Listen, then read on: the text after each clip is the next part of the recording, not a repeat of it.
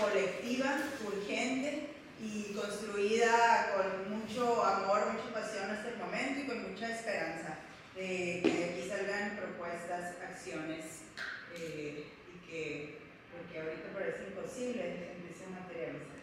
Entonces les queremos dar muchas gracias a las ponentes, al ponente que tenemos en esta mesa.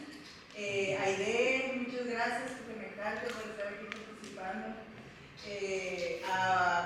A Hilda Valencia y a todo el equipo de Andamios Teatro por recibirnos, como siempre, abriendo las puertas de este maravilloso lugar para que sigan sucediendo cosas en la escena aquí en Sonora.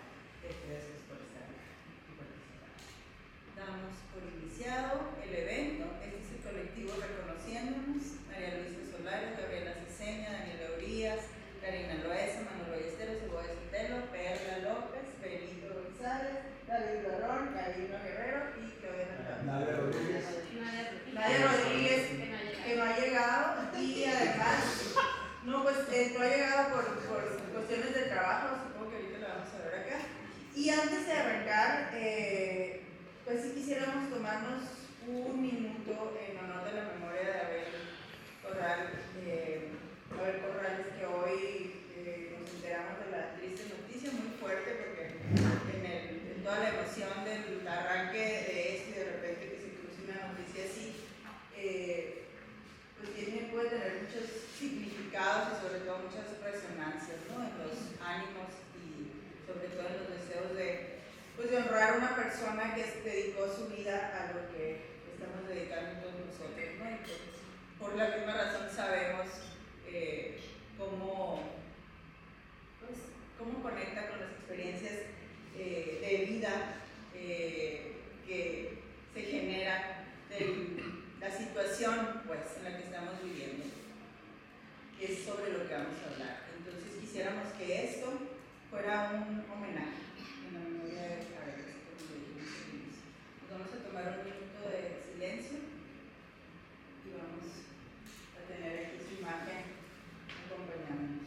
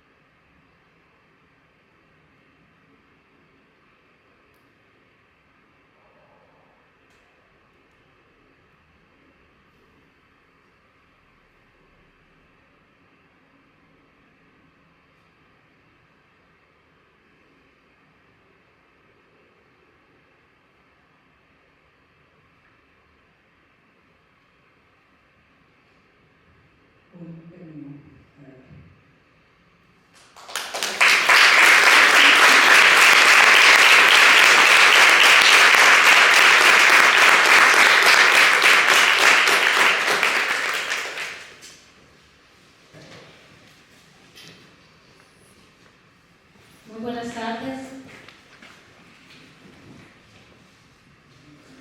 Agradecer principalmente Teatro Andamios por la anfitrionía y felicitar al colectivo en esta organización de este espacio tan necesario para la reflexión y el diálogo. Foro de reflexión y discusión sobre danza contemporánea en Sonora, reconociéndonos. Damos inicio hoy con la mesa 1 en busca de nuevas políticas culturales efectivas y actualizadas para la danza en Sonora. Hoy en esta mesa participan importantes personalidades de la cultura que ostentan cargos públicos, entre ellas Claudia Carrizosa, Aidel Aquino, Mariana González, Daco Encinas y nos acompaña también Luis Álvaro Jaloma Pérez. Me voy a permitir leer la semblanza de cada uno de ellos para entonces así ir cediendo el orden a la palabra. Empiezo con Claudia. Bienvenida, Claudia. Actualmente se desempeña como jefa de sección en la Dirección de Apoyo a la Vinculación y Difusión de la Universidad de Sonora desde diciembre de 2023. Anteriormente fue jefa del Departamento de Bellas Artes y desde 2010 imparte las asignaturas de Diseño y Gestión de Proyectos Culturales, Administración de la Producción Artística y Gestión y Promoción en las licenciaturas de Artes Escénicas y Artes Plásticas en la misma institución. Dentro de su trayectoria en la Unison, destaca su labor como organizadora y coordinadora de múltiples festivales, como el 13º Festival de Teatro Universitario, el 12º Festival de Teatro también Universitario y la Administración General del 11º Festival de Teatro Universitario, entre otros. Además, fue coordinadora de las fiestas del PITIC en los años 2013 y 2015 y su directora de Producción y Difusión Cultural de 2009 a 2014.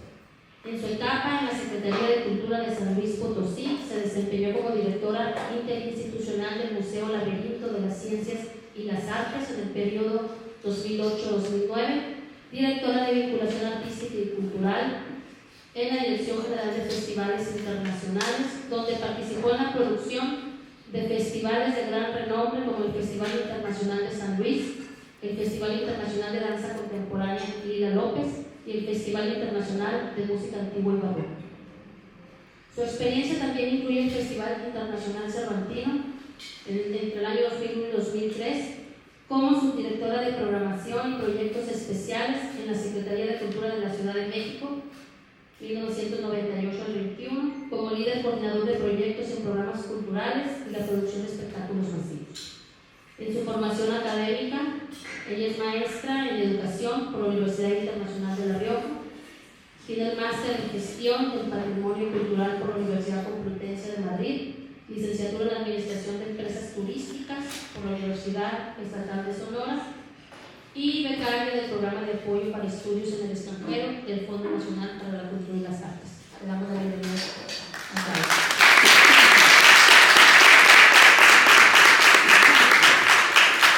Acá de manera virtual nos acompaña una querida amiga, Aide Chino. Bienvenida Aide, ella es investigadora, editora y videoartista. Egresada de Coreografía Psico-IMBA, licenciada en Gestión Cultural por la Universidad de Guadalajara y egresada de la carrera de Filosofía de la UNAM. Ella cuenta con una maestría en Filosofía Política en la Universidad Nacional de Quilmes, Argentina. Es directora de Editorial Nicolasa, dedicada a la publicación de libros en torno a la danza, y es miembro del Sistema Nacional de Creadores Artísticos del periodo 2023 al 2026. Bienvenida, Aide.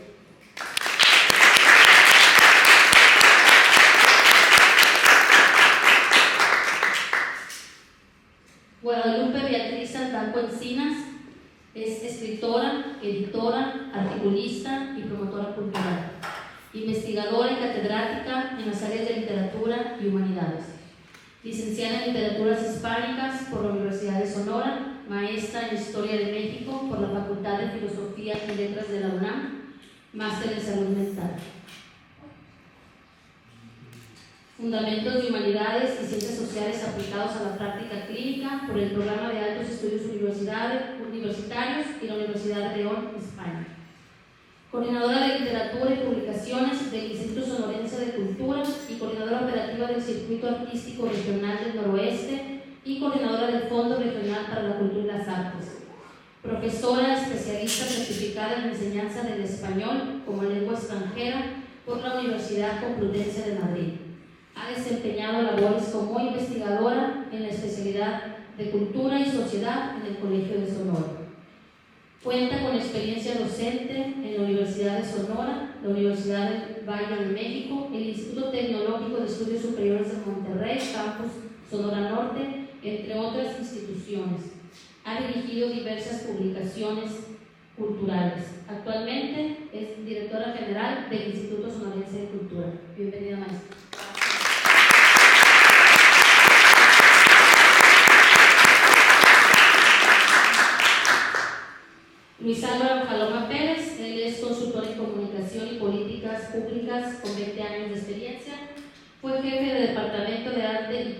Escobar, en Sonora, director general de Mensaje y Contenidos en el Gobierno del Estado de Sonora, subdirector de Planeación y Desarrollo Cultural en el INCA Hermosillo.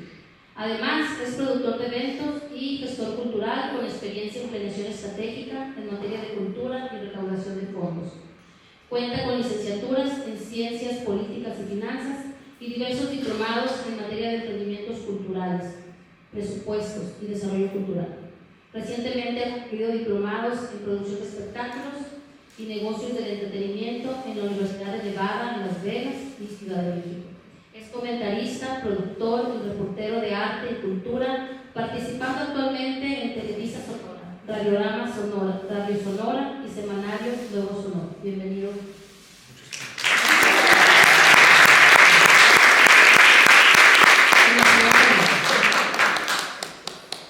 Voy a permitirme también leer la semblanza de Mariana González Castel. Ella es la actual directora del Instituto Municipal de Cultura y Artes. Se va a integrar a la mesa en breve.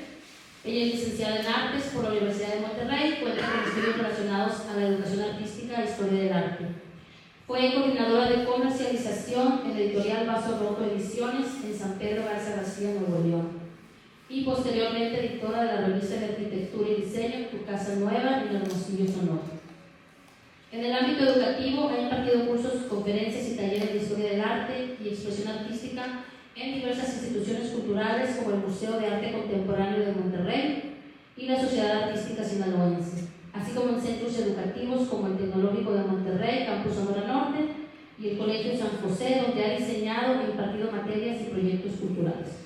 De 2016 a 2021 desempeñó el cargo de coordinadora de artes en el ISC y fue coordinadora estatal de cultura infantil. En el 2019 creó Arte Apetit, Cultura y Bocados, plataforma de educación cultural, donde imparte cursos y contenidos sobre historia del arte.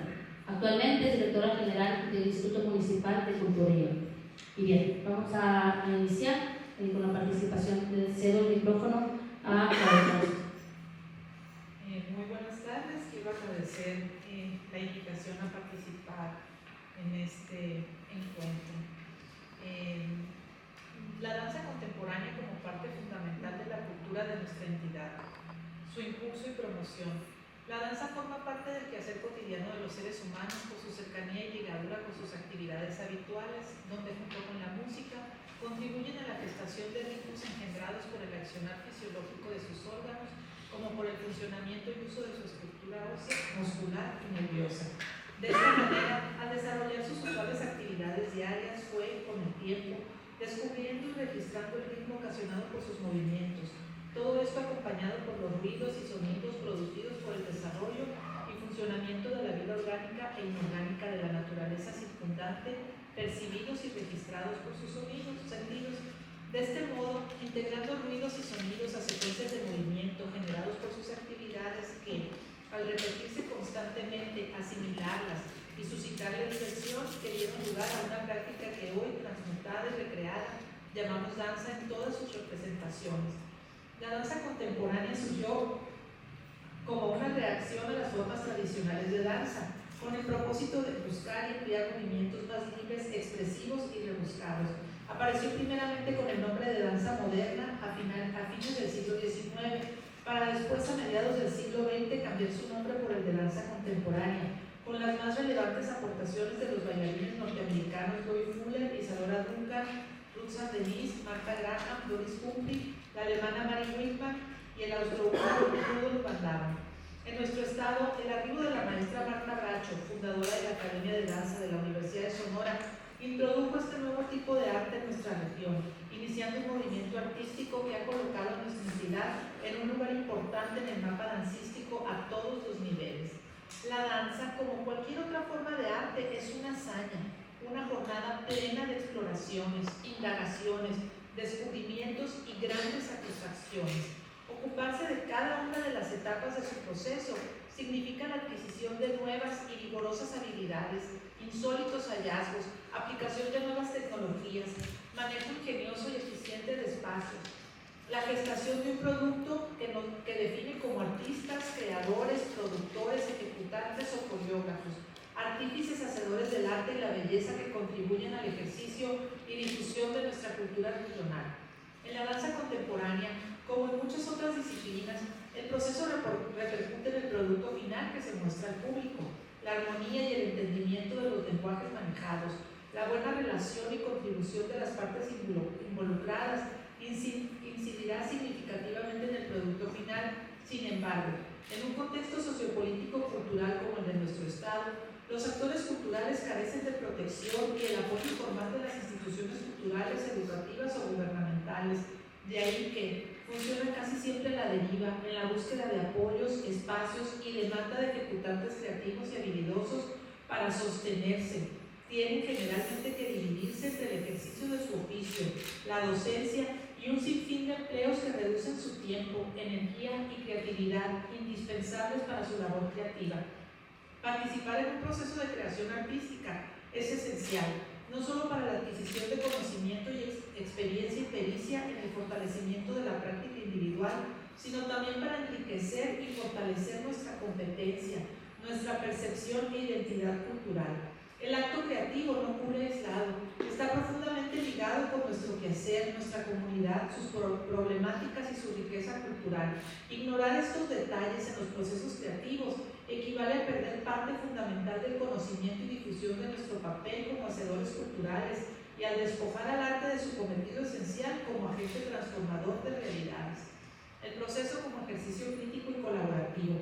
El proceso artístico no es solo una secuencia de pasos técnicos y a un resultado final, es un espacio de reflexión, de indagaciones y cuestionamientos, descubrimientos, conexiones, encuentros y desencuentros. En la danza contemporánea este proceso es un campo donde se exploran ideas, se experimenta con la música y el movimiento, se establece un diálogo constante con el cuerpo, el espacio, las sensaciones, los sentimientos y las emociones. Considerar el proceso y el producto implica aquilatar, ponderar el trabajo creativo profundo y la introspección que cada artista realiza para dar forma a la perspectiva de su proyecto, su trabajo con el imaginario y la aplicación de su preparación y experiencia. En el contexto social y cultural en nuestro Estado, donde las dinámicas sociales y políticas influyen directamente en la creación artística, los procesos creativos se convierten en un reflejo crítico del entorno. Los bailarines y coreógrafos trabajan influenciados por historias locales, desigualdades económicas, luchas y contextos sociales, riquezas culturales, espacios, entre muchas otras. Participar en estos procesos es, por tanto, contribuir en la práctica y difusión del arte como un puente entre la realidad y transformación social. Comprometerse con la danza contemporánea significa un desafío, una rebelión contra las convenciones, sumergirse en el ámbito de las ideas y la creación con la intención de concebir, provocar y replantear narrativas, involucrarse con el espacio y el invento de movimientos hasta conseguir un ingenioso universo pleno de creatividad que aporte la creación de imágenes, ideas, sensaciones y emociones que se conjuguen en un espectáculo e incidan en las mentes y emociones de los receptores, brindándoles el placer del entretenimiento y la diversión y que además los provoque y desconcierte. Transitar estos caminos no solo fomenta y desarrolla la creación, sino también el esparcimiento y la formación y expansión de públicos, el conocimiento y difusión del arte, de la danza y difusión general de la cultura. Ocuparnos con esmero y dedicación en estos procesos implica un compromiso social y educativo que se constituye en un enorme esfuerzo que radica principalmente en instruir a una comunidad institucional cultural en la transformación de la forma en la que ellos entienden la cultura, su función social y formativa para que se ocupen con seriedad y contundencia en su fomento, su gestión y su justo financiamiento. Desde la investigación temática hasta las dinámicas de improvisación, ensayos, conversatorios, coparticipación, producción, gestión y financiamiento forman parte integral de una cadena de eslabones que componen un largo y laborioso proceso de creación. Cada aspecto requiere de conocimientos, análisis, exploraciones, paciencia y creatividad. Ignorar o eludir etapas o elementos implica desaprovechar oportunidades de aprendizaje valioso para la reflexión y el crecimiento del grupo y su director.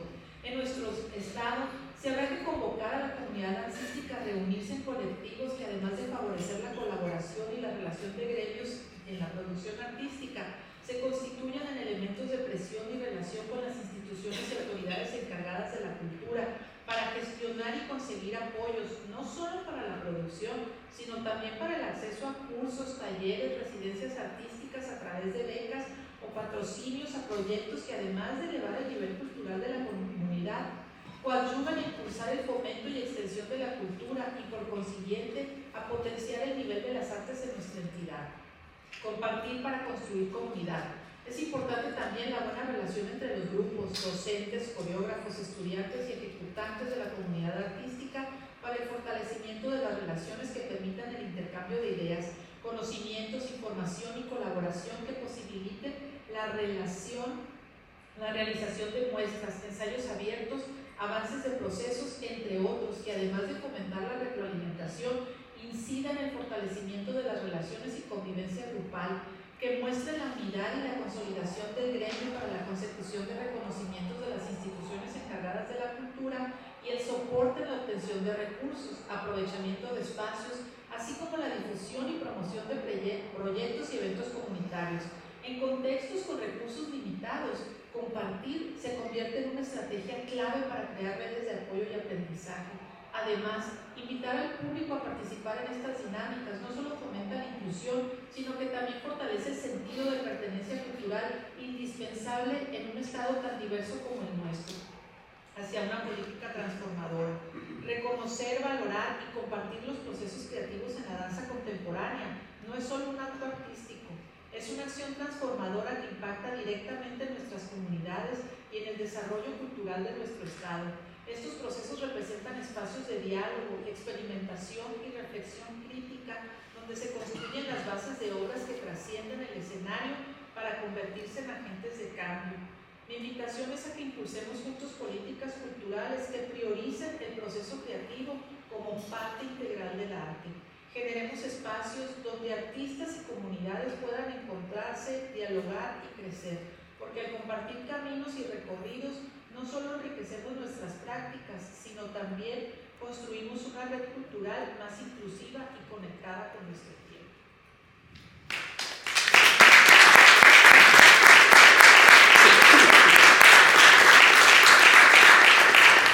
Muchas gracias. Es importante también destacar que el foro tiene contemplado que los moderadores van a poder sistematizar como la síntesis de lo aquí expuesto y que será presentado en la mesa final.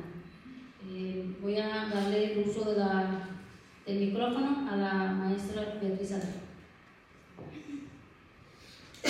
Buenas tardes.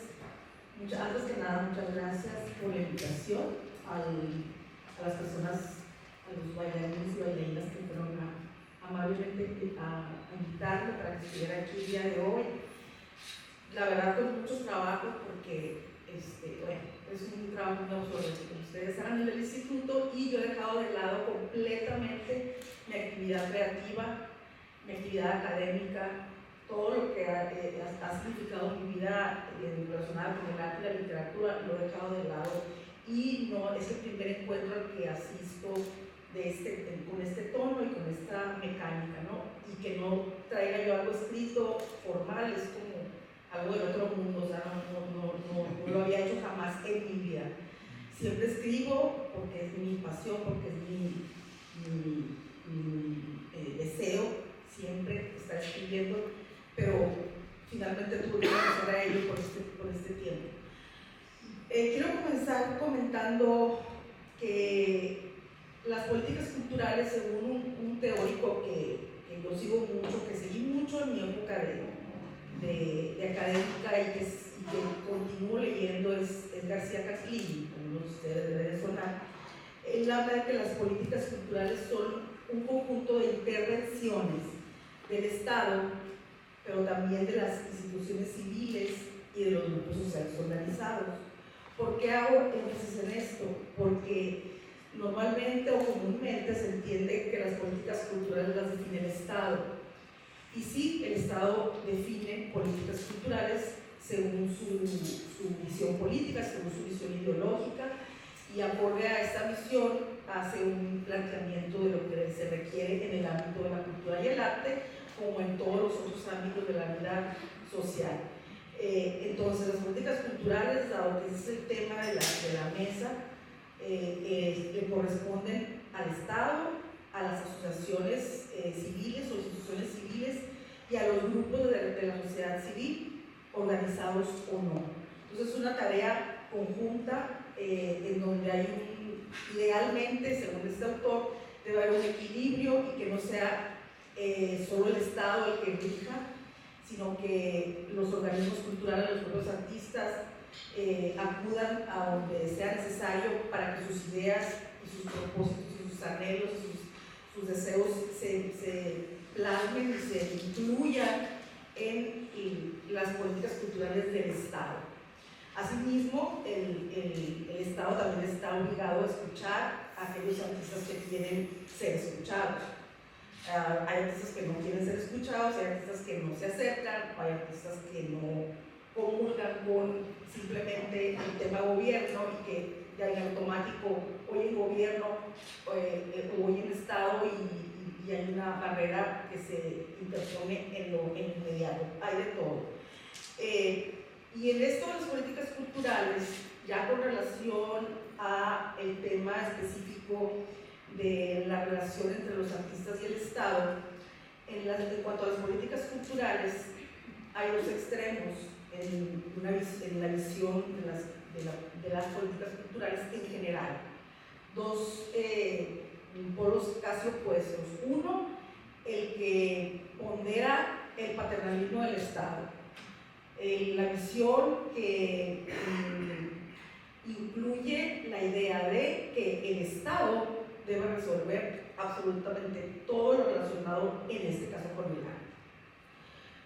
Y la otra visión es que el Estado no debe intervenir de ninguna manera en los asuntos artísticos, que estos competen única y exclusivamente a los artistas, y en ese sentido se pondera la libertad creativa, no estar sujetos en ningún momento a algún tipo de presión para orientar de determinada forma la creación artística, que eso puede darse en un momento dado si el Estado interviene demasiado o no, puede no darse. Y lo que debe hacer el Estado, y es esta visión opuesta a la del paternalismo, lo que debe hacer el Estado es vigilar que a los artistas no se les vulneren o se les violen los derechos culturales. Por ejemplo, la censura. Un instituto de cultura inscrito en esta visión tendría que estar muy pendiente de que a los artistas de Sonora no se les censure en ningún momento, y al contrario, buscar a aquellos que han sido censurados para visibilizarlos. O sea, ese tipo de acción. Como un ejemplo, las drags, por ejemplo, que presentamos hace 2 meses en el Instituto Nacional de Cultura, hicieron una pasarela. Es la primera vez que una institución del Estado les permite usar sus espacios para expresarse. Entonces, ahí está un ejemplo muy claro. Estas personas irán a Álamos también para que en el festival, en el marco del Festival Asociado, se presenten. Le guste o no le guste a la gente. Quien no le guste no va, quien si le guste sí va. Nosotros estamos promoviendo esta forma de manifestación artística, porque hemos visto que la expresión es realmente artística, desde su coreografía, porque tiene una coreografía, la parte visual que es realmente arte, pues arte visual, en la forma como se maquillan y demás, y sobre todo la intención de ser incluidos en los espacios que tradicionalmente les han sido negados. Ese es un ejemplo. Entonces, entre estas dos visiones, y enmarcado en el sistema político en el que predomina ahora en México, y con el que yo me identifico, y con el que el gobernador se identifica, y con el que la Presidenta de la República se identifica, así como antes se identificaban otros actores políticos con ciertas políticas culturales. Ahora lo que a mí me ha correspondido hacer que no estoy pretendiendo haberlo hecho ya del todo, por supuesto, pero una parte importante de lo que me ha tocado a mí hacer es mostrar con realidades, con actos específicos y que puedan contarse, o sea, contabilizarse, comprobarse que la cultura y el arte en particular, y la danza en este caso, es un derecho de todos los seres humanos, y que los profesionales de la danza son un grupo que forma parte de una sociedad y que tenemos que extender ese conocimiento y esas oportunidades. ¿Cómo se llama? Y si me trae cafecito, claro.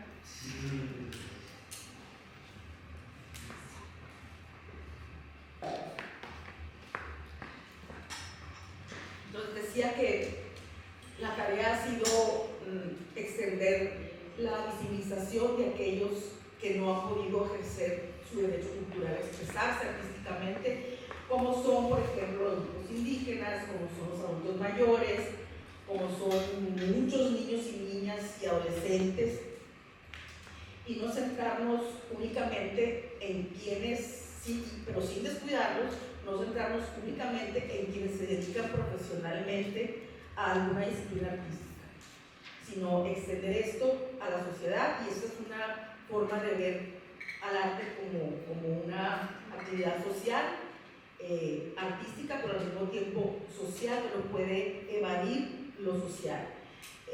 Y a esto le hemos llamado redistribución de la riqueza cultural. Por ejemplo, en Sonora nos faltan 2 municipios por intervenir. Hemos intervenido 70 municipios en 3 años. De los 72 llevamos 70. Eso no se había visto nunca, porque además de ir a las cabeceras municipales de estos municipios, y me refiero llevando actividades artísticas, llevando talleres, llevando capacitación e intentando localizar a los agentes sociales, a los seres humanos que viven en ese lugar, que tengan virtudes o capacidades o mayor aptitud para alguna de las disciplinas artísticas, que se hace a través de los talleres. Entonces es una política cultural que busca la transversalidad de las oportunidades culturales. Y bueno, mencioné los 70 municipios, pero también puedo decir que en algunos municipios se han visitado más de 3 localidades, o sea, comisarías, rancherías, etc., ¿no? Un ejemplo de esto es Fotoseptiembre, que ha llegado a los 72 municipios, ese programa en sí. Puedo hablar también de las caravanas culturales, que también han llegado a zonas del estado a las que nunca había llegado jamás una obra de teatro o una obra de danza. Todo esto lo menciono porque forma parte de la política cultural real que se está llevando a cabo en el estado, lo que se está haciendo. Eso es valioso porque está enmarcado en un continuum histórico de cada disciplina, pero sin descuidar que el arte proyecta reacciones necesariamente, siempre. Y en ese sentido, lo que buscamos, por ejemplo, para que antes yo era muy teórica, ahora pues tengo que hablar de ejemplos reales y concretos y medibles. Por ejemplo, ¿qué buscamos en las comunidades de los pueblos originarios? En los 8 pueblos ya que estamos ahorita trabajando todos los sábados, con actividades de varias disciplinas artísticas. ¿Qué buscamos? A mí no me gusta eso de restablecer el tejido social. Me gusta mucho lo que significa, pero no me gusta repetirlo, y es bien difícil encontrar una frase sinónima que refleje esa parte, ¿no? Pero sí es lograr que aquello que está separado, que estuvo unido y está separado, se vuelva a unir. Que aquello que conocíamos como familia, como vecinos, como comunidad barrial, etcétera, y que se ha ido deshojando por la violencia, por la drogadicción, por el crimen organizado, por la pobreza, etc., se restablezca, se recupere un poco de ello. Y es impresionante cómo el arte puede lograr esto de lo que estoy hablando. Y yo creo que, bueno, no lo publiqué, pero lo quiero publicar como la maestra de un kinder primero, segundo, maestra de estos grados escolares, dio testimonio de niños yaquis de una comunidad que se llama Casas Blancas, del municipio de Guaymas, donde es una comunidad yaqui, en donde los niños, si la maestra salía, los niños empezaban a echar mal, a aventar lo que traían en la mano, a gritarse, a pegarse, etc. Después de 3 o 4 sesiones sabatinas de teatro, con un maestro de la Casa de la Cultura, o sea, que les dio teatro desde el punto de vista del desarrollo humano, aunque nos han invitado. Entonces, de pronto, en estas redes que hay de internet y demás, se empiezan a fijar, y ahora quieren en Guatemala la danza del venado, estamos desesperados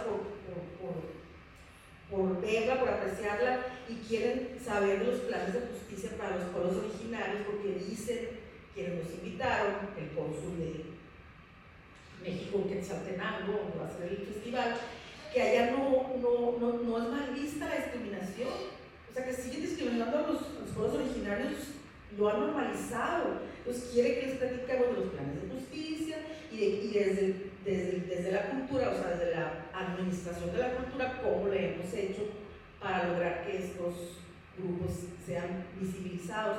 Bueno, me refería a los grupos indígenas, pero también a los artistas. Apoyamos eso de que y ese no tiene dinero, pues es muy relativo, ¿no? Porque yo veo aquí a algunos de ustedes que sí los hemos apoyado con dinero, a otros a lo mejor no los hemos apoyado porque no se han acercado.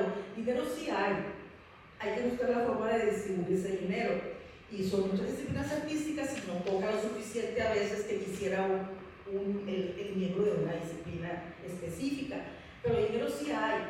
La cuestión es acercarse, trabajar, proyectar, etc. Y ya voy a terminar, porque ya sé que se me terminó el tiempo, pero voy a leer algo de lo que concluyó un grupo del Consejo Nacional de Danza, un posicionamiento que hizo no hace mucho a los gobernantes, a los candidatos.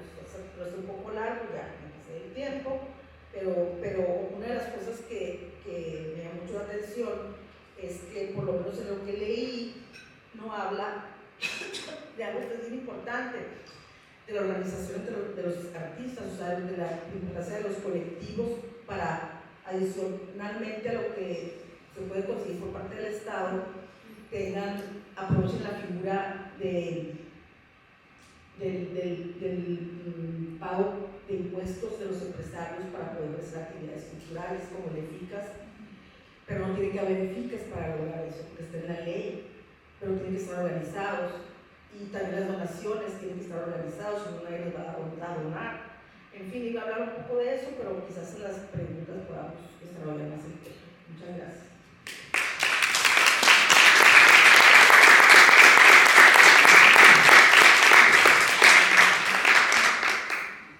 Muchas gracias, maestra Beatriz Alberto. Sí, preparamos abrir el audio para que pueda hacer su intervención Aidela Chino. Hola, muy buenas tardes a todos ustedes. Pues la verdad es que esta invitación me parece muy importante porque justo en mi proyecto de beca del Sistema Nacional de Creadores, uno de las investigaciones que estoy haciendo tiene que ver con políticas públicas para la danza, y quiero compartir con ustedes algunos avances de esto que estoy haciendo en investigación, porque me parece muy importante entender cuál es el concepto de justicia que hay detrás del operar de las instituciones mexicanas, qué entendemos por políticas públicas, porque si no me parece que estamos hablando en abstracto, sin aterrizar la discusión en conceptos que nos van a permitir entender, una, por qué situaciones que de manera cotidiana vivimos son como son. Es decir, todo esto de la desunión del gremio, la competitividad, tiene una explicación que podemos dar desde la filosofía y desde la sociología. Y me parece que ahí es donde hay que centrar la discusión, porque si no, lo que hacemos es, de manera inercial, repetir formas de lucha, formas de relación con el Estado, formas de elevar nuestra demanda, que hoy por hoy lo único que nos han revelado es su alta ineficacia. Estamos, pareciera, en un círculo vicioso en donde año con año se repite, cada vez que empieza un sexenio o cada vez que hay una coyuntura política, las formas como nos organizamos en la danza se repiten, las formas como nos acercamos a las instituciones se repiten, y me parece que a lo mejor sería interesante pensarlo desde otro lugar. Entonces, voy a intentar hacer esto lo más pedagógico posible, con la idea de poder, apuntar hacia algunas nociones que por ahí pienso que pueden ser interesantes de revisar.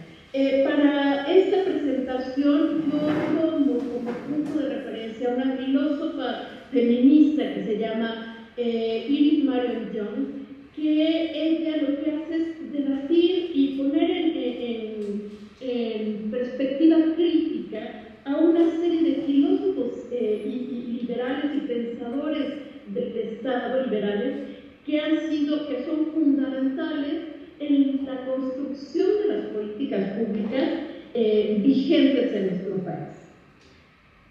Lo primero es que tenemos que entender cuál es la tarea del Estado, y cuando hablamos de Estado, digamos, ¿cuál es ¿a qué llamamos el Estado? Pues, el Estado es una entidad política que va a mediar las relaciones entre sus integrantes, pero más estas relaciones las tenemos que aterrizar, son relaciones que se dan en el marco de un sistema capitalista. Lo que hoy vivimos aquí, ahora en México, es capitalismo. Y esto es importante porque lo que hace el capitalismo, digamos, para que podamos hablar de un sistema capitalista, es que en todos los ámbitos de la vida social se reproducen las mismas lógicas de relación. ¿Cuáles son esas lógicas?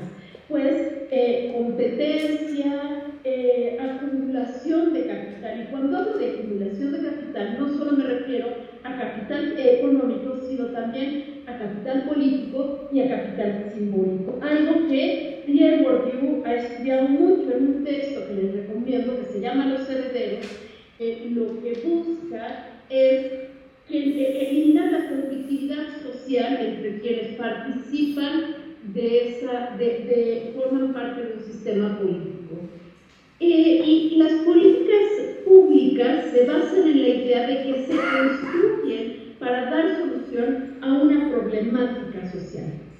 Pero hay que tener muy claro esto, que esas problemáticas sociales, quien elevan las demandas para que se haga política pública, son luchas que se dan desde abajo. Cuando pensemos la Red Nacional de Festivales, es el resultado de luchas sociales de la gente de la danza por construir espacios por donde circularan las obras que creaban ellos. Y ante me piden que les comparta la presentación. Ya te la mando, creo que se las mandé ayer, pero dame un segundo y te la comparto.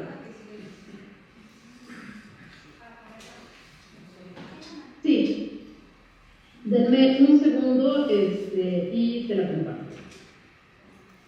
Entonces, lo que les decía es que las políticas públicas también se construyen y se elaboran a partir también de demandas sociales. Y en este país, sobre todo, digamos, son resultado de una enorme exigencia de ¿cómo se llama? De cómo la sociedad civil, de cómo la gente de danza ha pugnado porque se construyan esas políticas culturales y ha pugnado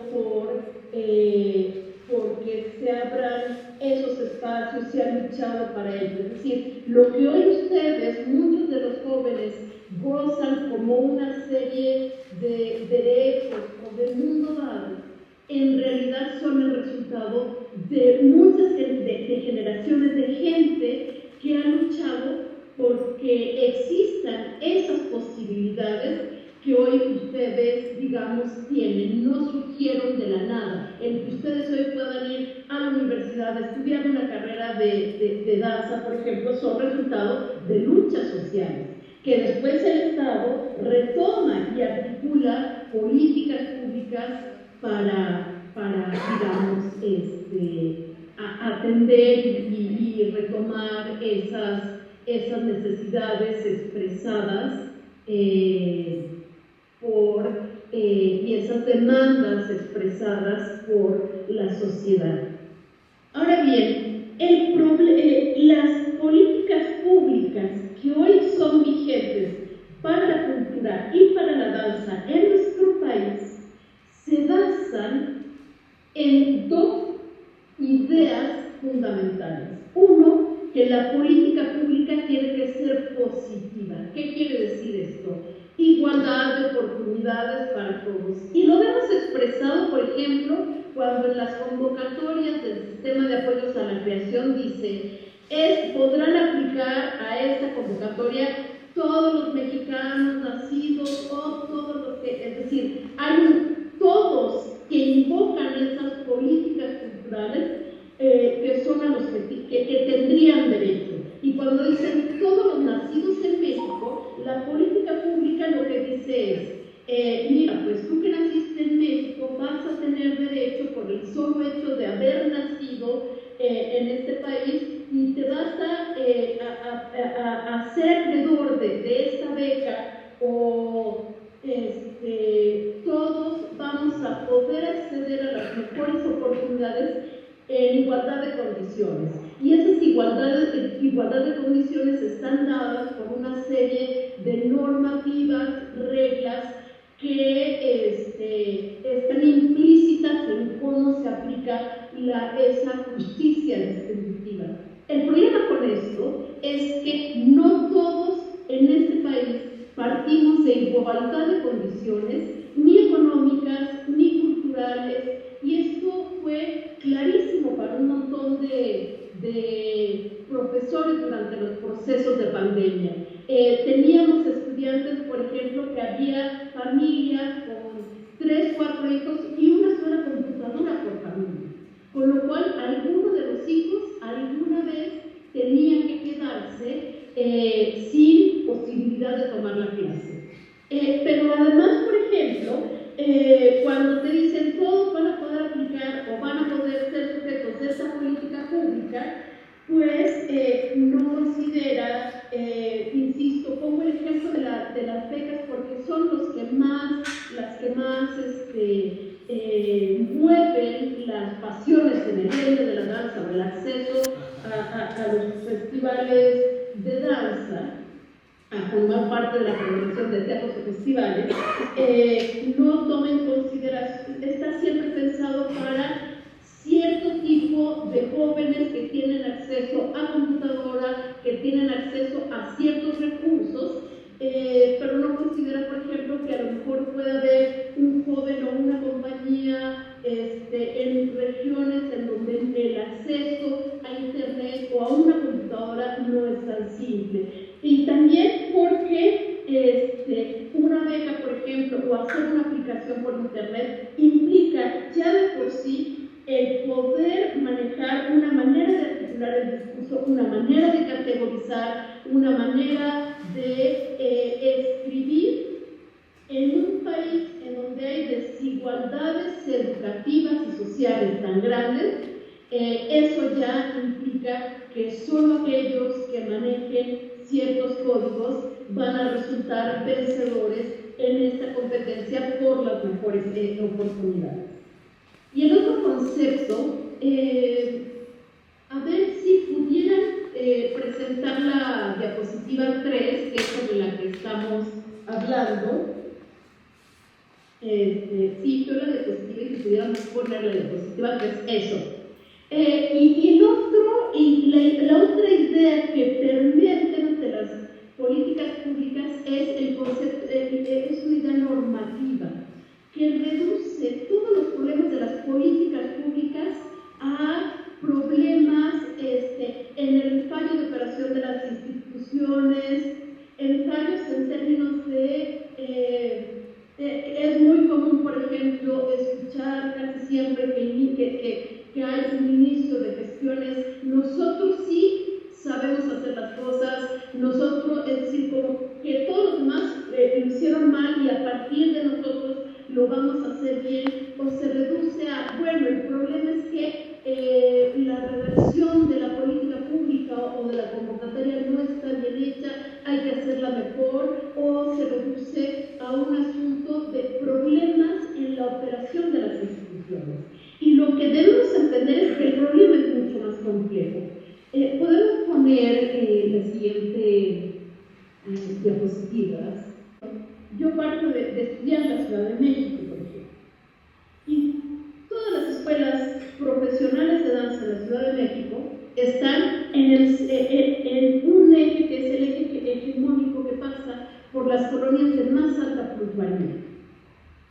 Pero resulta que los estudiantes de danza contemporánea, que son de familias de clases medias y bajas, viven en la periferia. Los estudiantes de danza en la Ciudad de México hacen de su casa a la escuela un promedio de 1 hora y media o 2 horas para llegar, y me encontré casos extremos de estudiantes que hacen 3 horas para llegar a estudiar danza. Entonces, la infraestructura y las condiciones de vida de los estudiantes también determinan el éxito, digamos, lo que él va a hacer como futuro artista. Si un Estado no se preocupa por atender también las condiciones estructurales de infraestructura en donde viven los maestros, los estudiantes, no puede ser que los teatros siempre estén en los centros hegemónicos cuando tenemos comunidades en donde no tienen teatros. Y me parece que todas las comunidades tienen derecho a tener infraestructuras culturales dignas. No me parece para nada heroico que los bailarines tengan que ir a bailar en situaciones no favorables. Me parece que justo los más pobres merecen que el Estado atienda con dignidad sus necesidades, ofreciéndoles las mejores condiciones posibles para poder ejercer sus derechos culturales. Y finalmente, lo que diría es, a pesar de todas las carencias, de todas las críticas que podemos hacer al estado de cosas actual, hay que defender las instituciones, hay que defender los festivales, hay que defender las becas. ¿Por qué? Porque la ausencia de festivales y de becas lo único que garantiza es agudizar aún más las condiciones de desigualdad. Con la existencia de festivales, becas e instituciones, podemos sentar a dialogar y a establecer negociaciones sobre otras posibilidades y condiciones materiales. Sin ausencia de esas instituciones, sin esos espacios, lo que tenemos es un escenario de mucha más desigualdad y opresión de lo que vivimos. Les agradezco la invitación y ojalá que nos podamos ver pronto en mi medio ambiente.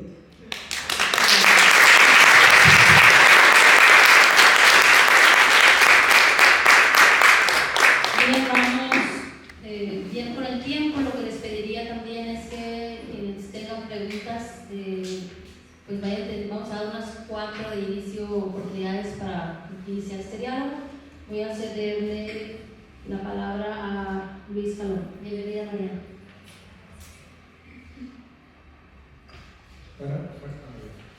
Hola, ¿qué tal? Muy buenas tardes. Muchas gracias por la invitación al foro, a todos los colectivos. Muchas gracias por darnos este espacio a todos para compartir nuestras experiencias. Yo quiero hablarles, antes que nada, les quiero hacer una pregunta para ir comenzando en calor. ¿Ustedes se consideran artistas, gestores culturales o activistas del arte? Eso es un punto de... No lo puedes contestar, pero levante la mano. No lo tienen que contestar. Pero considérense en una categoría. Les voy a compartir unas brevísimas definiciones que considero atacan cada una de estas categorías. El artista busca transmitir ideas, emociones o reflexiones a través de su trabajo, contribuyendo a la cultura y al pensamiento crítico. El gestor cultural actúa como un puente entre la creación artística y la sociedad. El activista del arte usa sus obras para visualizar problemáticas, cuestionar estructuras de poder y fomentar la reflexión colectiva, posicionando el arte como un medio para la transformación. ¿Estamos bien? ¿Les parece? ¿Está? Muy bien. Este es el punto de partida desde donde vamos a meternos un poquito en lo que es el mundo de las políticas públicas en materia de cultura. Las buenas, las malas, las que sirven, las que no sirven, las que y algunas que estorban. ¿Por qué? Porque sí existe. Puede ser tedioso hablar de políticas públicas en su sentido más general. Para fines de esta presentación partamos de la idea de que las políticas públicas son el conjunto de acciones y decisiones que toma el Estado para resolver problemas públicos, como los de carácter social, económico, ambiental, educativo, entre otros.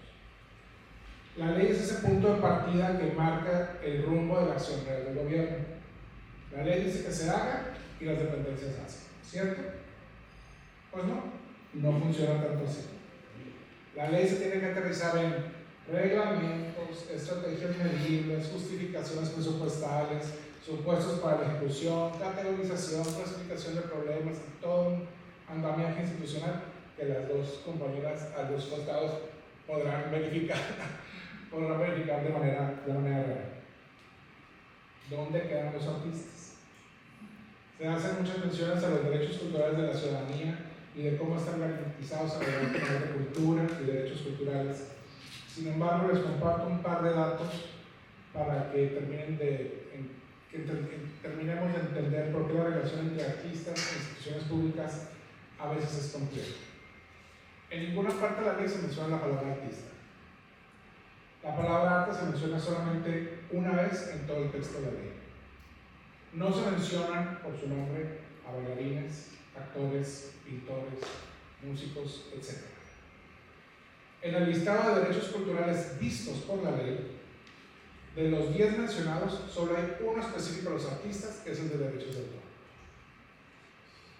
A nivel estatal, la Ley de Fomento de la Cultura y las Artes solo menciona la danza en 2 ocasiones, que es cuando se instruye a las autoridades a apoyar la actividad. Y así lo vamos a ir, revisando cada documento, y los resultados van a ser un espacio repleto de claroscuros administrativos y legales para hacer lo que se puede. Todo esto que les comento remata algo muy simple. Las políticas públicas en materia de cultura no están hechas para los artistas. Están hechas para que la dependencia cumpla con sus cometidos, con sus metas. Son cosas distintas. Muchos de nosotros hemos estado y participado en mesas de trabajo, sobre todo en la época electoral, y donde la intención no es necesariamente apuntalar la cultura, sino generar un esquema electoral. Estos encuentros terminan convirtiéndose en un pozo de los deseos de los artistas. Todos hemos estado ahí, todos. Y todos tenemos más o menos las mismas necesidades: más y mejores espacios, impulso al trabajo, la seguridad laboral, etcétera, etcétera, etcétera. Tan solo este año, ¿cuántas de estas reuniones nos invitaron? No me acuerdo. Y de todas esas reuniones, ¿cuántas políticas públicas reales salieron? Tampoco me tienen ¿Qué hay que hacer? ¿Qué tenemos que hacer? Tenemos que ubicar el peso de la relación entre artistas y dependencias. Se escucha simple, no lo es. Hay que hacer mucho trabajo interno. Hay que hacer una especie de intervención donde cada uno de ustedes en sus colectivos y compañías se reconozcan como algo más que creadores y artistas. se tienen que reconocer como fuerza política y económica y actuar en consecuencia. No es fácil, y me ha tocado ver cómo grupos terminan desintegrándose al no poder entender que el gobierno, en cualquiera de sus modalidades, federal, estatal, municipal, jamás se da cargo de su supervivencia. No es su trabajo, no es su encomienda. Ahora pasamos a lo nuevo. ¿Qué piden los artistas, en este caso de la danza, al gobierno? Lo principal y más escaso, los recursos, ya sea a través de trabajo comisionado, convocatorias, apoyos para las compañías y las producciones, los espacios, inversiones para rescatar, actualizar y crear espacios para ensayar, para presentaciones, la promoción nacional e internacional, que sea sostenida de tal manera que las actividades dependan menos de los apoyos locales, educación y capacitación, necesario para mejorar la profesionalización del sector, apoyo para residencias y desarrollo de coreografías y algo que se llama diplomacia cultural. Que el gobierno vea en cada uno de ustedes embajadores de este poder suave que le dicen, que realmente puedan salir y promover una nueva y moderna identidad cultural. Todo esto no surge de buenos deseos, surge de una conversación que se tiene que traducir en una intención del gobierno para consolidar a sus sectores culturales como verdaderas fuerzas económicas y sociales. No solo, y disculpen la expresión, no solo como souvenirs vivientes de algo que puede llegar a ser, pero no necesariamente logra ser. O como un reflejo de un pasado que ya no podemos cambiar. La mirada es hacia el futuro, no hacia el pasado. Pero aquí llegamos a uno de los mayores obstáculos para que estas conversaciones que se derivan en intenciones se conviertan en políticas públicas que funcionen. La austeridad. Uno de los temas más trillados en materia de política pública relacionada con el arte es la austeridad. La cantidad de discursos, comunicados, decretos y declaraciones donde la austeridad se ostenta como uno de los principales valores del gobierno, pues es un ataque contra los derechos culturales de todos, artistas y no artistas. La intención de la austeridad institucional dista mucho de generar ahorros. Los ahorros, los recursos ahorrados, no es que se ahorren, se van para otro lado. Les repito, las dependencias públicas de cultura no tienen el cubrirse de espalda como prioridad. Les platico algunas de las consecuencias de este discurso de la austerización de la cultura y de la danza. La reducción de recursos para creación artística es la directa, ¿no? Hay menos dinero. Esto dificulta que los creadores realmente se puedan dedicar a crear al 100%. La precarización laboral de los artistas. Hay menos recursos, pues tienes que irte a trabajar de maestro o vender algo o a lo que haces. El deterioro de la infraestructura cultural también lo vivimos. Hay falta de inversión en mantenimiento de toda la infraestructura, desde el teatro más chico hasta el museo más grande, hasta el escenario más fabuloso, lo que sea. La centralización de los recursos en megaproyectos que atienden a solamente un sector de la sociedad y no llegan a todos lados. La burocratización de los procesos creativos. Como los recortes llevan a que la obtención de los recursos sea más difícil, el mapa administrativo para acceder a esos recursos es más complejo. La pérdida de diversidad cultural, esto es gravísimo, porque la austeridad afecta especialmente expresiones artísticas minoritarias o experimentales que son las que más dependen del apoyo público. Y la desmotivación del sector. El ambiente de precariedad y el sentimiento de falta de apoyo genera desánimo entre creadores y lo que afecta al impulso creativo, lo que afecta a la diversidad cultural, lo que afecta a estas prioridades. Ojo, no estoy diciendo que las dependencias no trabajan con los artistas, no estoy diciendo que las dependencias no entregan recursos y no generan momentos especiales y sí se hace, pero la intención, hay que tenerlo muy claro, no es la intención del artista, es la intención de la dependencia, con metas a cumplirse y objetivos distintos. Me queda muy claro, porque la verdad es una labor de amor, que quienes están del lado de las dependencias culturales disfrutan el arte. Y quiero creer que de tener los recursos necesarios, otra cosa no está, otra cosa falta. Sin embargo, las sinergias institucionales existentes, desde las más antiguas hasta las más recientes, hacen que los servicios culturales siempre logren quedarse un poquito cortos de su máximo impacto. Esto no significa que no se pueda usar el poder de convocatoria del gobierno para que desde lo privado se puedan subsanar estos déficits. Se hacen otros estados, Jalisco, Guanajuato, Yucatán, Nuevo León, hay ejemplos muy exitosos, muy claros de que se puede hacer. En Sonora también se puede hacer. En el caso de quienes se ven como activistas, hay que ir a los espacios apropiados. Porque, aunque el trabajo sea cultural, la intención y la medición de la política pública es otra.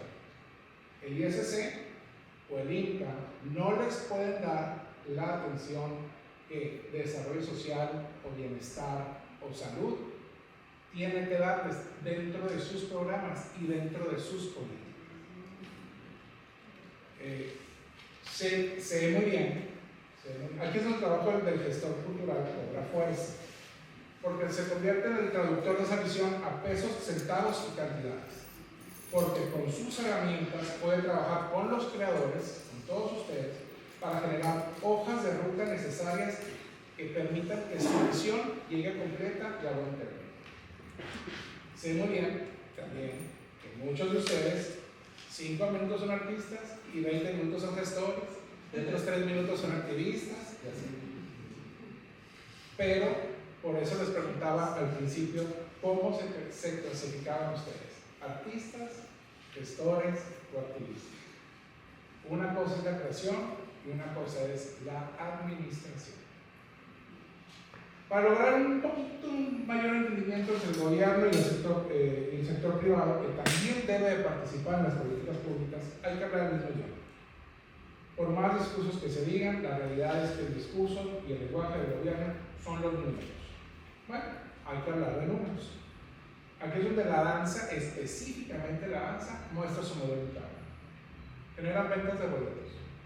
Los bailarines han creado un subsector económico de academias de danza con una alta retribución económica. Hay muchas academias, buenas, malas, chicas, medianas, grandes, de cristiano, de contemporáneo, de jazz, de lo que sea. Hay un sector. Hay un potencial de turismo cultural por desarrollar. Hay una derrama económica asociada a combustibles, alimentos y bebidas, ropa, otros servicios. Hay empleos asociados. Vestuaristas, iluminadores, músicos, diseñadores, hasta los que bien entran en ese circuito. Si la danza en lo específico y las artes en lo general tienen ese potencial económico, no se les debe tratar como si cada peso invertido fuera fondo perdido. Generan. Los artistas pueden y deben influir en las políticas públicas aprovechando su posición única como creadores y voces comunitarias. ¿Cómo hacerlo? Desarrollando una visión a mediano y largo plazo. Los artistas van a estar mucho después de que el personal político de la cultura sea. Los artistas sí, el arte sí. Los que hemos trabajado, algunos ya los fuimos, y habrá otros que más adelante sí. Generando sostenibilidad. Esto es bien importante. Se necesitan políticas que aseguren el financiamiento y el apoyo a largo plazo para las artes en su conjunto. La danza en lo específico, porque es el tema que tenemos hoy, pero en su conjunto todo el arte. Tienen que participar e integrarse en los procesos educativos, promoviendo la educación artística desde las escuelas para formar generaciones de creadores y de consumidores del arte. Tienen que promover un nuevo discurso artístico y cultural, usando el arte para mostrar la importancia de la cultura en la sociedad y su conexión con temas más amplios como la educación, la equidad, el crecimiento económico, el desarrollo tecnológico, entre otros. Hay que crear proyectos de alto alcance cultural, trabajar en iniciativas que dejen un impacto cultural duradero y que influyan en las políticas de los siguientes años. Eso se tiene que dar en conjunto con otras instancias, no solo las culturales. La danza tiene que sentarse con el sector salud, con infraestructura, con educación, con seguridad, con todas las dependencias. Es Hay que participar en los procesos de formulación de políticas. Hay que presentar sugerencias específicas de financiamiento, infraestructura y protecciones legales para los artistas. No se trata de ser austeros, se trata de generar una verdadera economía creativa, que permita a los creadores depender menos del dinero público. Hay que construir alianzas y redes, hay que trabajar con educadores, historiadores, economistas, ingenieros, médicos. Aquí es donde el arte, en esa intersección con los diferentes aspectos de la sociedad, muestra su poder. Aquí es donde las dependencias, todas, y el sector de la danza, tienen mucho trabajo que hacer. Y sobre todo, clarificando la contribución económica y social. Las artes impulsan las economías locales y el desarrollo comunitario, generando economías, cohesión social e inclusión. La danza es el mejor ejemplo de esto.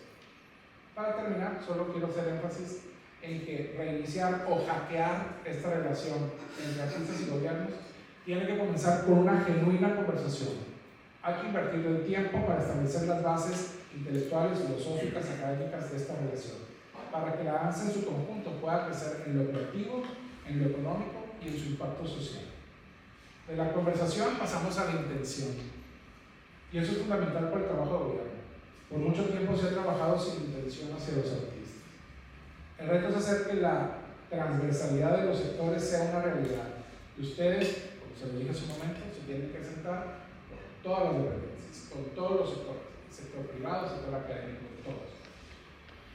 No quiero terminar de manera fatalista, pero vivimos en un mundo de extremos que invariablemente afectan el trabajo creativo de alguna manera. En todo el mundo, menos en California, la idea es recortar al gobierno. Y aquí no importa ni la izquierda ni la derecha, no importa. Se reporta que la Secretaría de Cultura está sufriendo un recorte del 30% en su presupuesto para el 2025. Les puede costar los presupuestos del ISC, el INCA, también ¿no? Su influencia va mucho más lejos que el escenario. Su influencia hace que los públicos sueñen e imaginen algo distinto, algo mejor con un poco de suerte. Así que ya después de haber conversado ampliamente, no solamente sobre las necesidades de la danza, sino sobre el futuro rumbo de la danza, se podrá generar una intención del gobierno por integrarse con políticas públicas reales a un sector que las necesita para crecer. Hay que hacerlo por el futuro de la danza y de las artes en Sonora.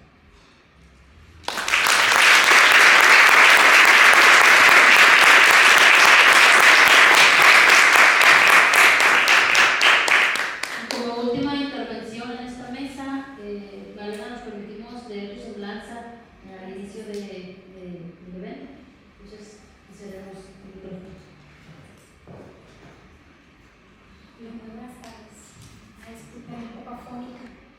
Espero escucharme. Muchas gracias por invitar a INCA a participar en este importante foro. De forma personal también celebro que se hagan iniciativas como reconociendo este foro de reflexión y discusión sobre danza contemporánea en Sonora. Les confieso que había mucha curiosidad al respecto, ¿no? de qué se trataba este tipo de iniciativa, pero pues es algo muy positivo, es algo que me va a nutrir, que estoy segura que también tendrá grandes resultados, pero sobre todo compromisos para todas y todos los que estamos aquí en esta mesa y también los que están aquí enfrente de este lado. Pues celebramos el diálogo y la reflexión, primero que nada. Muchas gracias y de nuevo muchas felicidades al colectivo que tuvo esta iniciativa y que se ha encargado arduamente, pues porque sé el esfuerzo que implica, de la organización de este foro, que hoy y los próximos días estaremos reunidos en Andaluz Teatro también. Muchas gracias, maestra Elena, por venir aquí, gracias por recibirnos. Desde INCA estamos conscientes que los retos siempre van a estar presentes en las diversas disciplinas artísticas, como lo es la danza en nuestra ciudad, pues que es justamente la comunidad y la disciplina que nos está reuniendo esta noche, el día de hoy. Iniciativas como esta nos hacen reflexionar sobre estos retos y también, por supuesto, de manera muy objetiva y también siendo críticos y autocríticos de lo que nos corresponde a la institución, observar las áreas de oportunidad. Y por ello la dinámica que quise preparar esta noche va en ese sentido. en mencionar retos. Son 5 los que mencionaré. Estos 5 retos fueron basados en las temáticas que nos hicieron llegar, que fueron muy puntuales. También les agradezco en eso, pues para que pudiéramos ser más propositivos en ese sentido, y pues confieso que no solamente es una reflexión personal a nivel Mariana, no a nivel dirección, sino que lo compartí en la mesa de trabajo al interior de la institución, pues porque finalmente INCA eso es, ¿no? Es una institución que trabaja en equipo, y que también pues me interesa que se tomen en cuenta pues las voces que en el interior están presentes como también funcionarios que forman parte de la dependencia. Y el primer reto es la descentralización de la actividad cultural. Me permitiré mencionar pues, algunas acciones que INCA ha desarrollado con respecto a este reto, pero para poder también avanzar un poco más hacia la autocrítica y hacia el reconocimiento que hace falta bastante todavía por trabajar y por hacer, y pues que la continuidad es básica y es totalmente necesaria. Ahorita pues anotaba como punto, y porque estoy de acuerdo en ese punto, la ponencia de la maestra aquí presente, Andrea Chino, el hecho de la continuidad, qué importante es de tomar en cuenta lo que previamente se ha hecho para poder seguir avanzando en el presente, pero sobre todo para garantizar un futuro exitoso, ¿no? Y justamente por ello quise proponer esta dinámica de establecer un área de oportunidad, en el entendido de que nadie tiene la verdad absoluta, ¿no? Que seguimos trabajando en las instituciones en ese sentido. Pues con respecto a la descentralización de la actividad cultural, pues por parte de INCA hemos diseñado el programa Parque al Arte, que es un programa que convoca a compañías artísticas, ejecutantes, promotores a presentar propuestas artísticas y culturales y académicas también. Es un programa comunitario que se enfoca al desarrollo cultural y artístico en el espacio público, y pues nos gusta ver como que es un programa con un enfoque tripartita.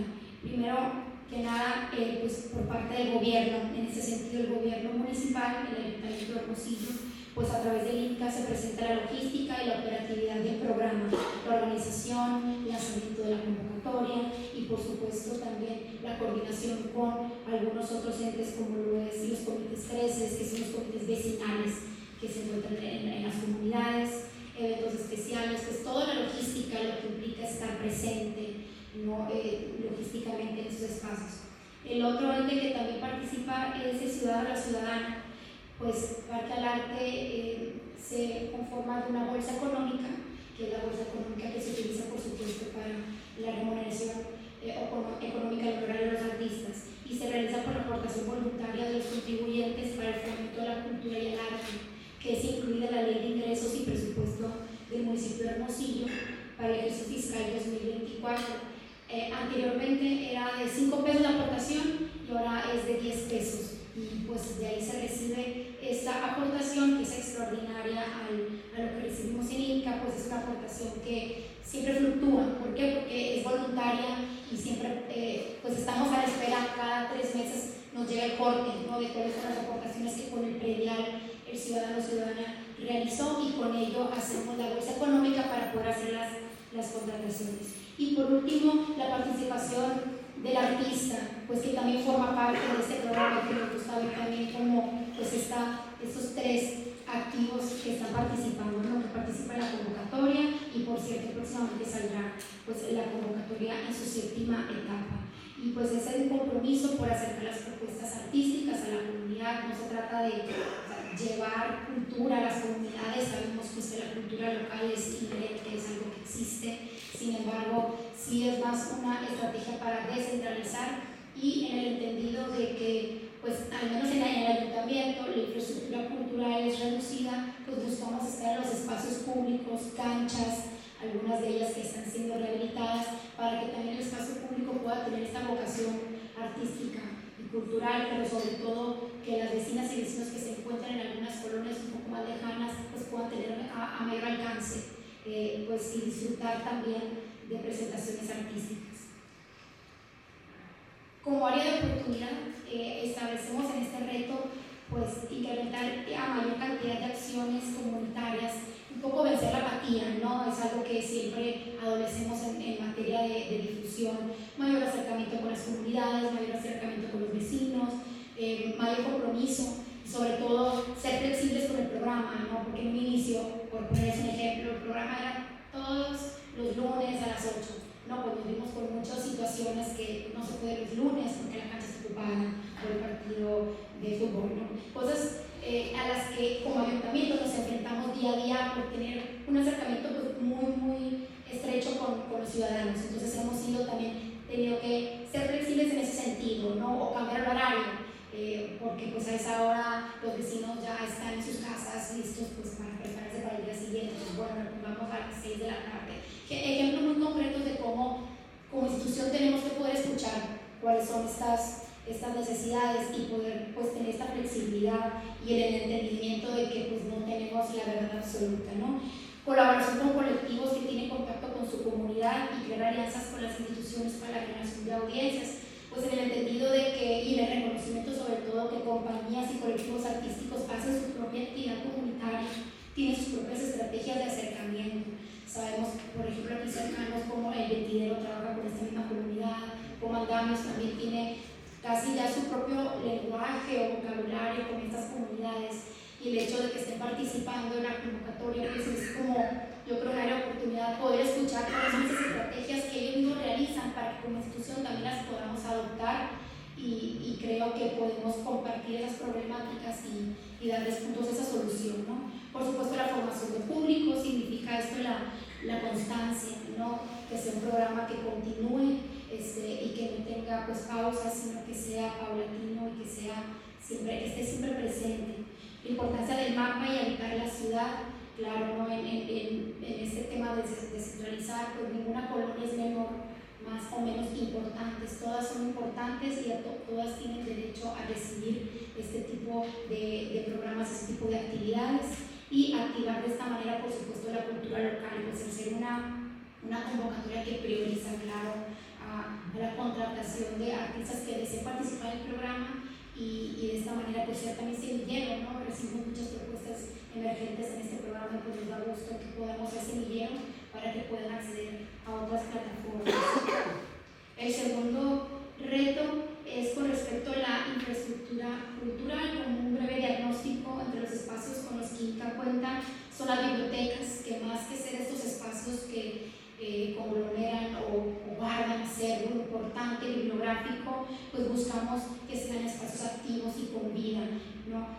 Otro de las acciones es el Centro Cultural Ágora, que como saben pues es un espacio que ahorita está todavía en proceso de que se puedan habilitar algunos detalles para poder tener ya una agenda integral y que se pueda activar en su totalidad.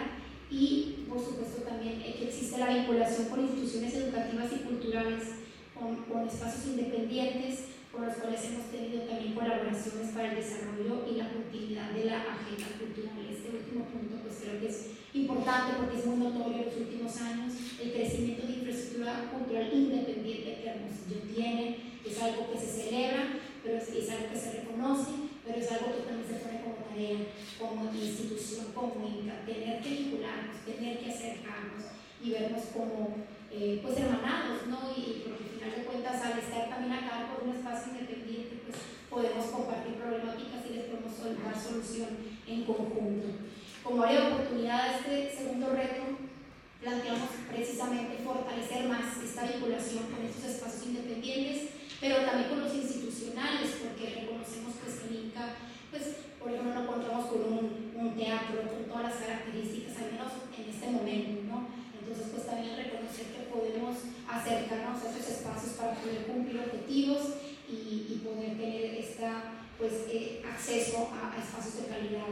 El reconocimiento de la labor que se realiza en estos espacios, por supuesto, no reconocerlos, aplaudirlos, pero sobre todo en acompañamiento y apoyo.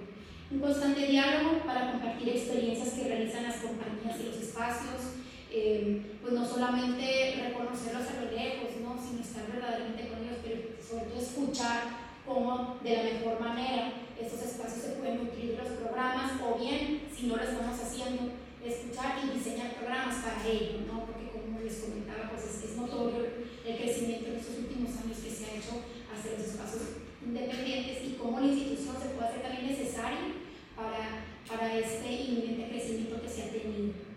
Y gestión de las relaciones y cultivar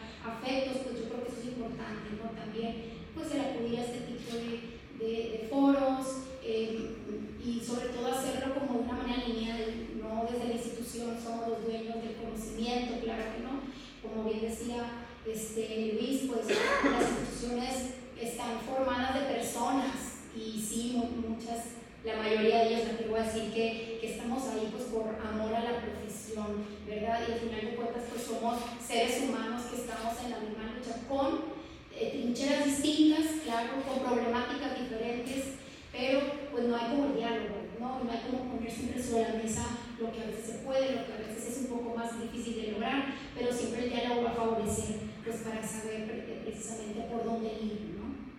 Como tercer punto, ando bien en el tiempo. Sí, bien, gracias. Como tercer punto, financiamiento y apoyo institucional. Las acciones que INCA ha desarrollado con respecto a este punto es convocatorias como por ejemplo las fiestas del Tití, que por cierto dimos prórroga por si todavía les falta algún detallito, hay chance. Y Parque al Arte, como bien lo mencionaba, también la organización de eventos como Creativa, el encuentro de mujeres en las artes que realizamos en el marco del Día Internacional de la Mujer, que no generalmente tiene el objetivo de participar activamente en un escenario, pero sí de darnos un espacio para el diálogo, que también es importante, lo que estamos haciendo en este momento. El Festival Tradicional Día de Muertos, pues que también le hemos apostado en estas últimas ediciones al crecimiento y que sea también un foro viable para la comunidad artística y también para el ciudadano, por supuesto, ¿no? Que tenga actividades relacionadas con el patrimonio, con las tradiciones, y el Chiquifest, que es el festival creativo infantil que realizamos en el marco del Día del Niño, promoviendo de esta manera la contratación artística. Con estas acciones, INCA reafirma su compromiso de promover a las y los artistas como agentes esenciales en el desarrollo cultural y económico en nuestro municipio, ¿no? Reconocer esta parte. Y también el impulso de la actividad artística y cultural a través de un enfoque integral, ofreciendo plataformas que permitan que las y los artistas presenten sus proyectos a la comunidad y su participación como agente, sobre todo esto, sobre todo esta última parte, ¿no? Reconocer que el diálogo entre artista y comunidad es necesario y que la institución debe ser pues esa parte que permita que este diálogo se lleve a cabo, ¿no? Entre la obra artística y el espectáculo en este caso. También se dio un paso importante en algo fundamental, que es el derecho a la salud, con la entrega de tarjeta de beneficios del programa Creces en Salud a artistas y promotores culturales de Hermosillo, donde se brinda servicio médico gratuito a más de 150 integrantes de la comunidad artística, que por cierto aprovecho para comentar que va a haber un avance en este programa y se van a permitir más credencializaciones, entonces muy pronto vamos a poder estar dando noticias con respecto a este tema. Sabemos pues que quizá la cobertura no es en su totalidad, o tal vez no pues algún tema de emergencia hospitalaria, sin embargo pues sí es una seguridad el tener para alguna urgencia poderse atender o por alguna enfermedad que requiera medicinas, pues saber que con esta tarjeta podemos acceder a alguna consulta de calidad o bien a las medicinas que son gratuitas en este sentido, ¿no? Como áreas de oportunidad en este punto 3, primeramente el reconocimiento de la labor autogestiva que realizan hoy en día los grupos y espacios independientes. Yo también reconozco y admiro que esta labor autogestiva creo que ha crecido bastante, tiene bastante que ver también pues con el hecho de que han crecido estos espacios independientes, y yo creo que eso es muy valioso y eso es importante, ¿no? Sin embargo, no debemos bajar la guardia por este motivo los gobiernos, ¿no? Lo voy a decir de manera así muy clara, pues tampoco se trata de ser conchas como institución, de que bueno, ya tiene sus espacios, cada quien a lo suyo.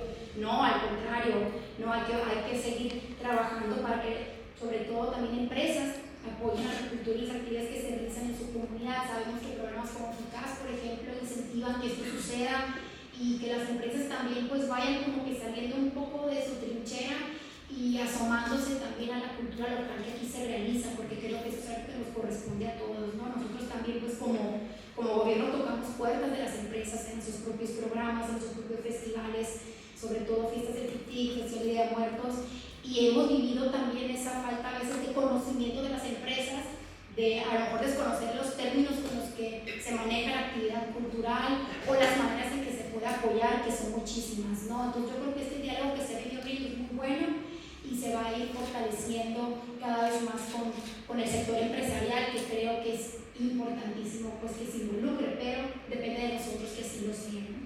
y formalizar convenios de colaboración, por supuesto que son los diversos capitales, los humanos, los materiales y económicos, y que sobre todo este convenio de colaboración pues no sean nomás documentos jurídicos que uno firma y con el que se toma la foto, no, sino buscarlo mutuamente, porque esos convenios se firman por un motivo específico, que es que compartimos objetivos y que llegamos a esos objetivos desde diversas líneas, ¿no?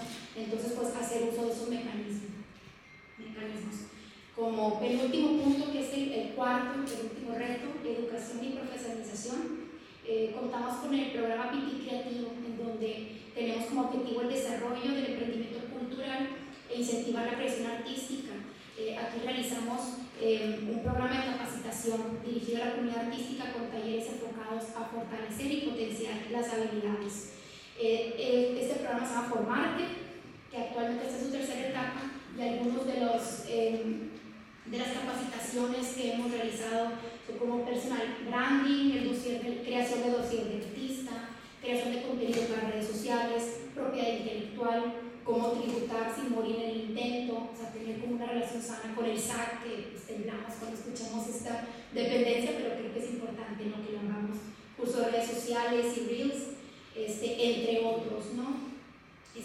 Como área de oportunidad aquí vemos importante apoyar el acercamiento de las y los artistas para vincularnos con diversas instituciones, como lo es el autor, el INPI, el SAT. Hoy también llama la atención lo que comentas, Luis, con respecto a que se tienen que acercar a otras dependencias, y me prende el foco que este programa puede hacer posible esto, por ejemplo, ¿no? Así, puede ser también un área de oportunidad de cosas o de actividades que sabemos que se pueden fortalecer a través de este programa, o bien tener charlas y conversaciones en lo particular con las diversas comunidades de teatro, danza, para saber cuáles serían aquellos talleres que son útiles y poderlos diseñar en Formarte. No creo que esto puede ser posible. Y como último punto, la promoción y la difusión, que yo creo que es un punto en donde siempre hay bastante que decir, pero como acción a través de plataformas digitales del INCA, pues tenemos una relación constante con la comunidad y acercar a la danza con otras audiencias, creando alianzas por medios de comunicación para ampliar el alcance de la difusión. Pero quisiera enfocar un poco más en las áreas de oportunidad, porque creo que este último reto es un reto que siempre compartimos todas y todos, ¿no? Hablábamos de que no solamente es estrategia de marketing, o sea, no todo es el marketing, ¿no? La palabra marketing nos suena muy atractiva porque creemos que nos va a resolver muchas cosas.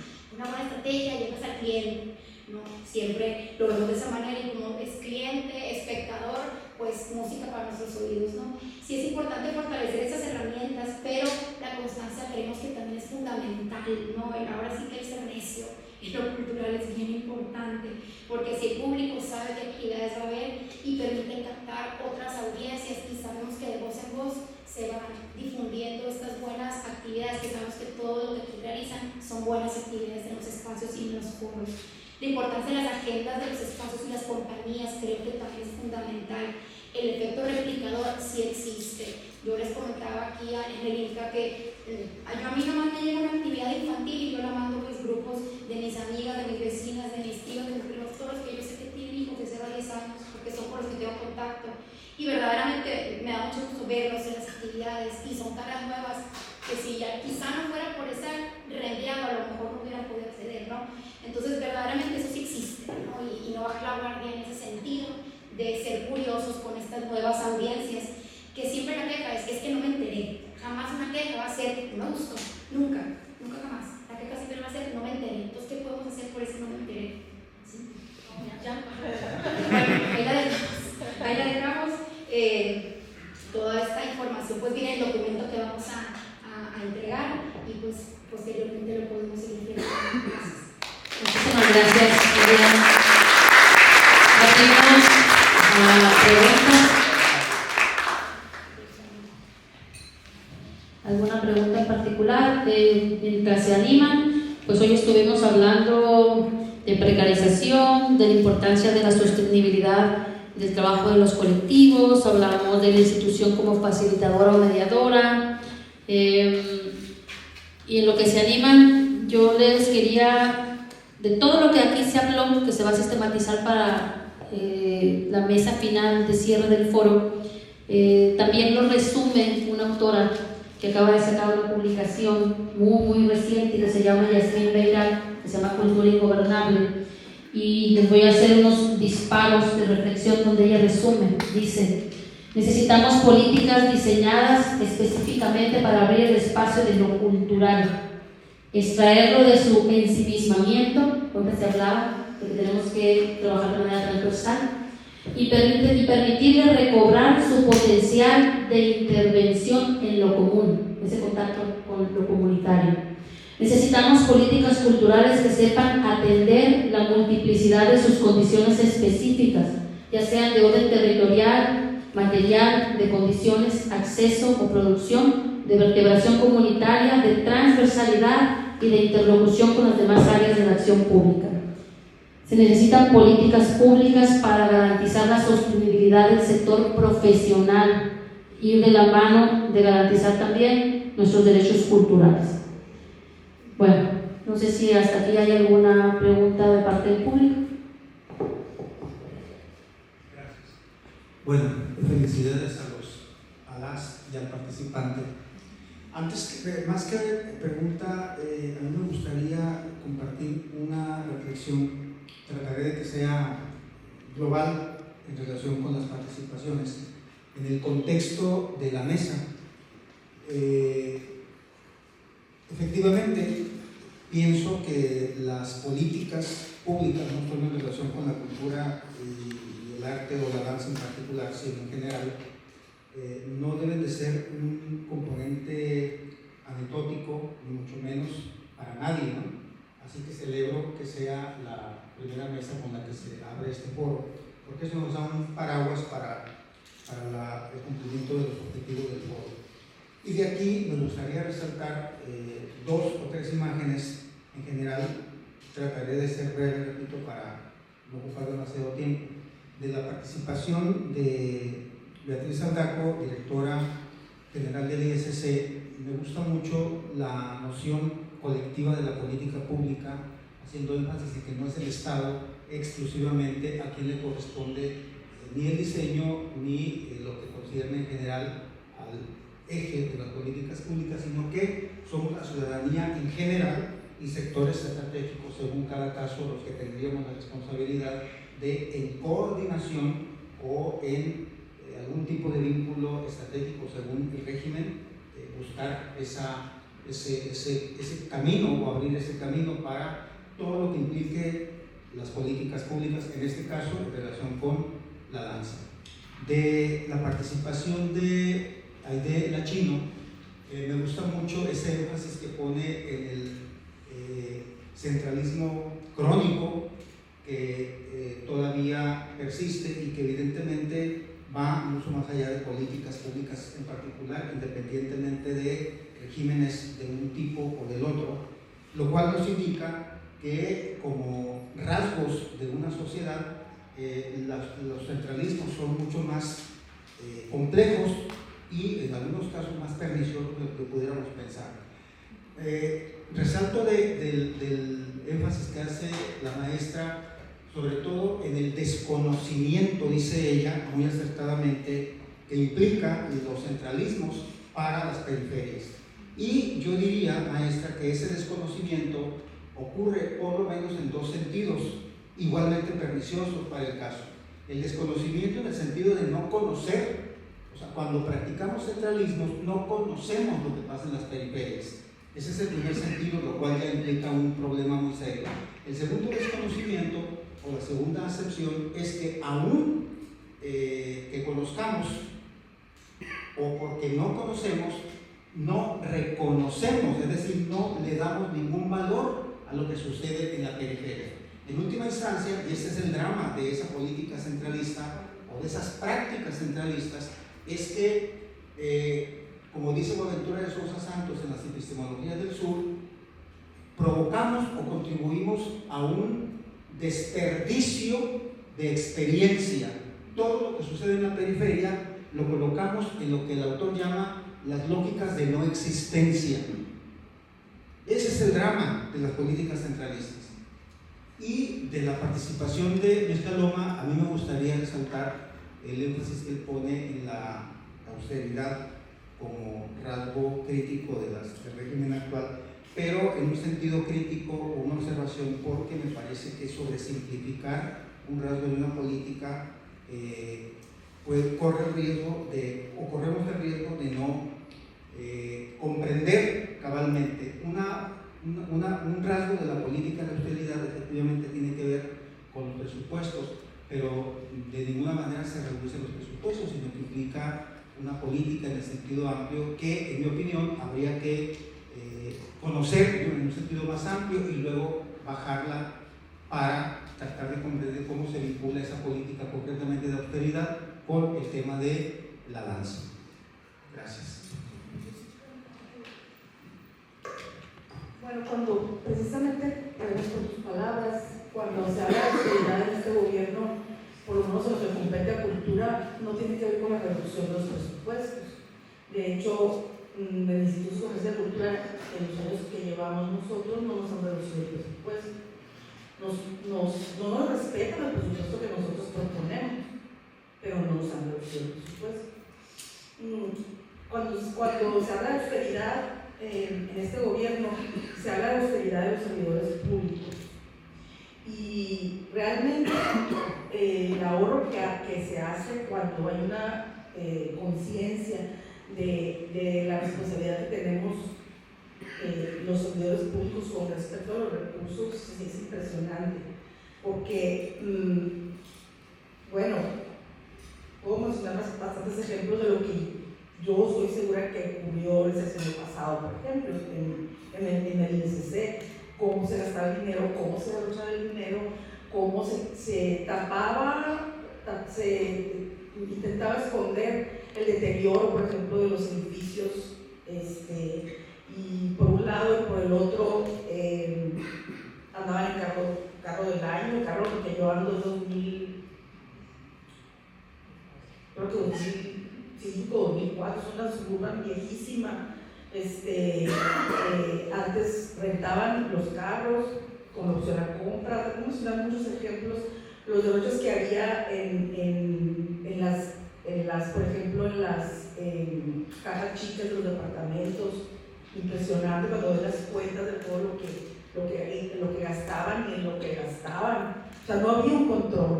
Entonces, con este gobierno que comenzó, con este gobierno de la Cuarta Transformación, como lo conocemos, comenzó una etapa de austeridad republicana. Entonces, esa austeridad republicana no es reducir presupuestos, ni tiene que ver exactamente con la desaparición de algunos fideicomisos, no tiene que ver con la austeridad en cuanto al uso de los recursos públicos, precisamente. Y eso es lo que ocurre. O sea, está muy mal visto si algún compañero de los secretarios o directores generales o secretarias o directoras generales hace un alarde de tener mucho dinero, de tener mucho presupuesto. De hecho, hay personas que estaban en la administración y que por eso salieron, porque continuaban con ese derroche y con esa actitud así muy priista, perdón, lo digo abiertamente y lo recuerdo de allá afuera, de sentirse superiores porque son servidores públicos y manejan un presupuesto. Y ahí va el político encopetado o la política encopetada con 10, 15 personas detrás a lugares pagándoles hospedaje y alimentación, iban a Caborca o iban a Álamos y demás, y así era. Cuando yo salgo, llevo una persona nada más. Cuando mucho dos, tienen necesidad de tomar fotos, tienen necesidad de alguna otra cosa. Pero la austeridad es eso, es tener conciencia de que el recurso, y eso siempre se los nuevos compañeros del instituto, el recurso que nos dan es el recurso de la gente, es el dinero de la gente, de toda la gente que paga impuestos. No es dinero de nosotros. Entonces es sagrado ese dinero, tienes que utilizarlo de una manera muy responsable. A eso se le llama austeridad republicana. Solo quería aclarar. Gracias. Abrimos micrófono primero a Aidela Chin, que quiere aportar a lo que comentó mi hermano. Es breve, yo quiero decir dos cosas.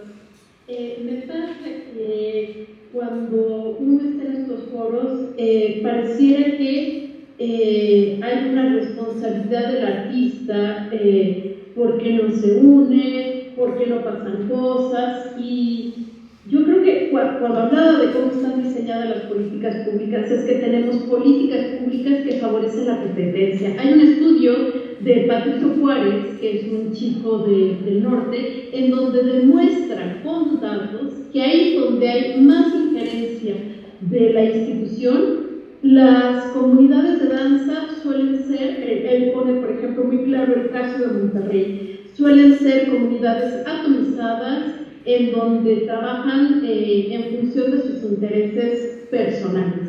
En cambio, comunidades como la de Tijuana, en donde la relación con la institución es de otra naturaleza, donde no está tan presente la institución, la lógica de las comunidades de danza suele ser más colaborativa, se favorece la construcción de colectivos. Entonces, esto nos lleva a pensar cómo es que las políticas públicas destruyen los tejidos sociales de la comunidad de danza. Y después, para cerrar, diría, qué bueno que en Hermosillo, que en Sonora, la austeridad republicana implicó otras cosas, porque en la Ciudad de México implicó que las escuelas de danza vieran reducido drásticamente su presupuesto, al grado que los directores de las escuelas de arte en el CENAR, y no solo en el CENAR, tuvieran que poner de su dinero para pagar agua, luz. El Centro Nacional de Investigación de la Danza trabaja con un presupuesto de 125,000 pesos anuales para pagar papel, para pagar publicaciones, para hacer todo el funcionamiento de un año del Centro Nacional de Investigación de la Danza. Eso significó en la Ciudad de México la austeridad republicana para las instituciones culturales. Y ahí es en donde digo, justo por los escenarios que estamos viendo en lugares como Estados Unidos y en otras partes, no demos por garantizados los derechos y las conquistas sociales. Todos los días tenemos que salir a defender los espacios de la danza porque no están dados y no están presupuestos. Y eso requiere repensar nuestra relación como comunidad y nuestra relación con las instituciones. Yo diría, antes de hacer los grandes pedidos a las instituciones, quizá un punto donde sea importante comenzar es quiénes somos, qué implicaría hacer un censo regional, estatal, incluso nacional, de quiénes son los que quieren hacer danza y ver danza. Sin eso, vamos a seguir en la dinámica de establecer políticas públicas para gente que no existe. Gracias. Gracias. Una última pregunta, ya estamos sobre el tiempo. Hola, buenas noches, gracias. Gracias a todas y todos por la organización de este evento, de este encuentro, de este mismo conversatorio, ¿no? Yo considero que la austeridad está expuesta de manera diferente, ¿no? Que hay, por ejemplo, de la organización de un presupuesto para un teatro que existía fuera del centro de la ciudad, en la parte de Puerta Real, en el sexenio anterior, el cual no fue culminado, el presupuesto se perdió, no hay ningún teatro, ni tampoco una inversión en infraestructura para la actualidad. Es decir, el Teatro de la Casa de la Cultura, el Teatro de la Ciudad, yo no lo veo mejor. Yo personalmente, mis ojos lo veo cada vez pues, más triste, más deteriorado, cuando en realidad es el teatro de la ciudad, del estado, y ha visto crecer, ha sido foro de, no sé, escenario de múltiples eventos, conciertos, obras de talla internacional. Que hay, por ejemplo, la amenaza de derrumbe del banco, el edificio más alto del centro de la ciudad. ¿Por qué lo van a derribar? O sea, ese es un patrimonio cultural, arquitectónico, el cual, si realmente tiene interés en invertir en cultura, ¿por qué no es un centro cultural? Es de múltiples pisos, caben múltiples teatros, es en el centro de la ciudad, ¿no? ¿Por qué hablar de política de austeridad cuando lo que ya existe simplemente es cuestión de aplicarlo para justo en función de la ciudadanía, en función de los creadores, en función de la gente que pues, tiene la iniciativa de ver, de estar testigo, de estar presente, de disfrutar? Entonces creo que la austeridad está mal vista, no está bien aterrizada. O sea, finalmente se puede ser austero, en mi opinión, costaría millones de pesos de elevar un edificio de esa pantalla, ¿para hacer qué? Concreto. Para hacerlo un explanada gigante, para poder poner un escenario que cuesta centenares de millones de pesos cada año para hacer un día. Eso es irracional, y por lo mismo yo pienso que la infraestructura que ya existe, que se mantenga. ¿Cómo va a ser una ciudad sin identidad? Sin valorar lo que somos. O sea, porque para mí ese es el edificio más bello que tiene la ciudad. Y si nuestro representante decide derribarlo a favor de, porque el argumento es a favor de la comunidad, yo que vivo en esta comunidad, que dialogo con la comunidad, que formo parte de la comunidad, me parecen las decisiones más estúpidas que se pudieran tomar en cuestión de futuro. Gracias.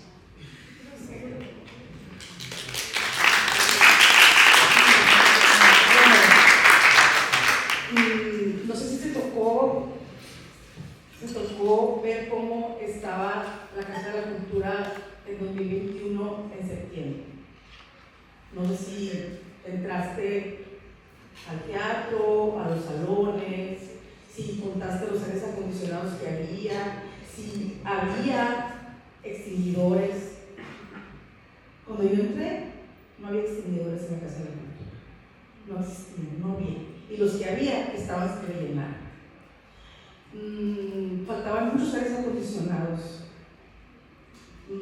Vamos a tener la oportunidad de poner un antes y un después, porque esas son, o sea, que comentes, es muy legítimo, tu visión es muy legítima, pero como pues se dice, no, hay que comprobar, vamos a comprobar el avance que ha tenido la Casa de la Cultura con respecto a cómo la entregaron.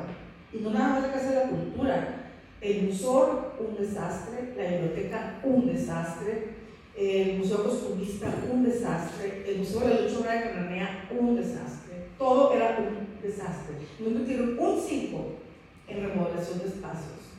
Y se va a ver visualmente cómo han ido los espacios.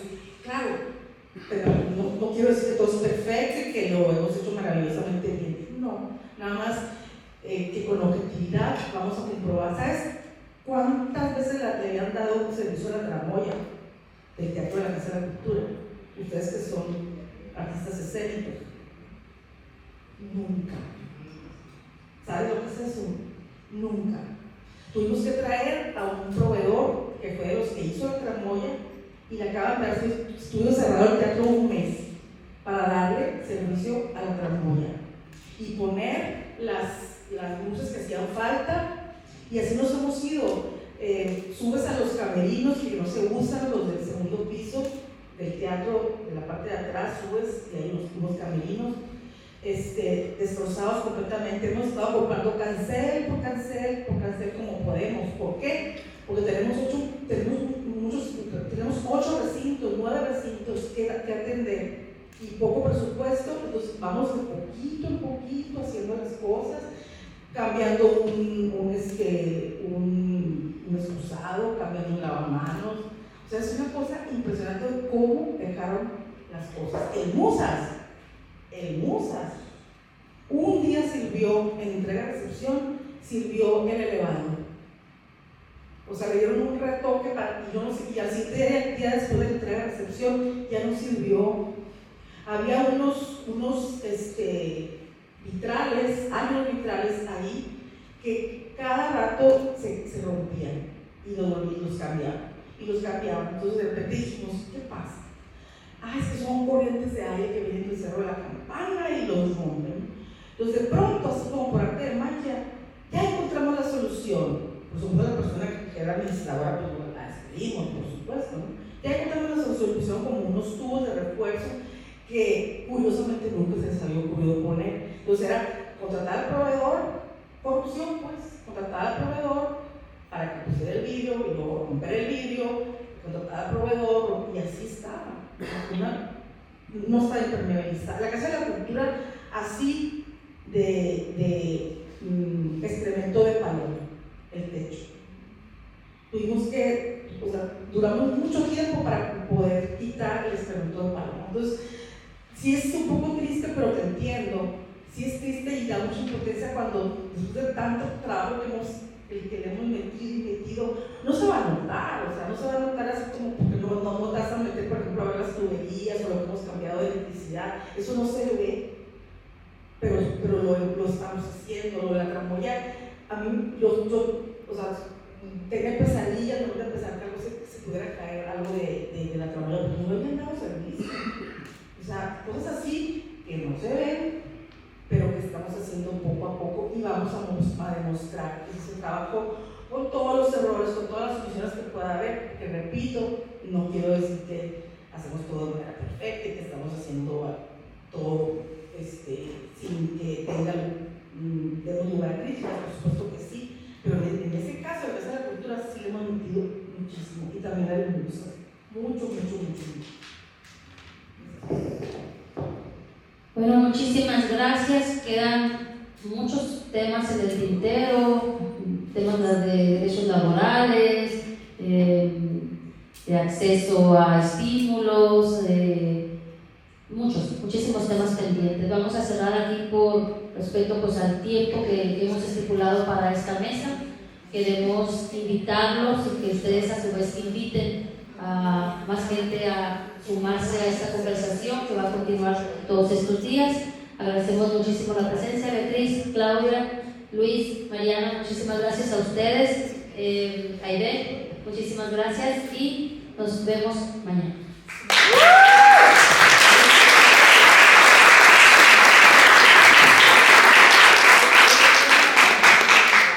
Muchas gracias, Diana, que no leímos tu semblanza y era muy importante, pero lo bueno es que todo el mundo conocía a Diana. Un aplauso para ti.